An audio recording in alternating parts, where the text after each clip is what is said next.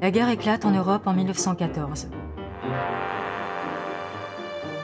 D'un côté l'Allemagne et l'Empire austro-hongrois, de l'autre la France, l'Angleterre et leur allié, l'Empire russe. Un pays immense, mais archaïque, soumis au pouvoir despotique du tsar. La guerre en révèle l'incurie et la fragilité. 3 années de défaites militaires, de répression politique et sociale, de misère. En février 1917, c'est la Révolution.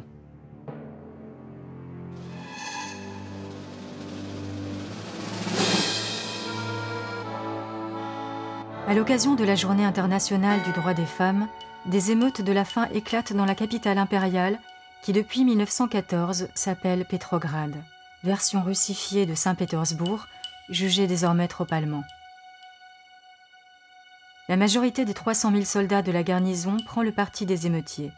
En 4 jours, le régime tsariste est renversé.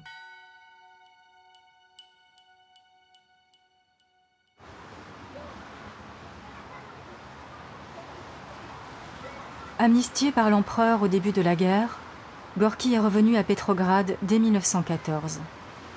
Il habite dans un immeuble Art Nouveau, Kronversky Prospekt, au cœur des événements.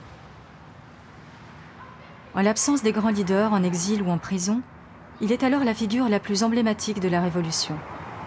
Il a des relations dans tous les milieux de la capitale et il a le téléphone. Son appartement devient le quartier général improvisé du mouvement. Tout le monde y vient aux nouvelles. Gorki lui-même sort peu. Il observe comme à distance, fasciné par ce qui se passe dans le parc de l'autre côté de l'avenue.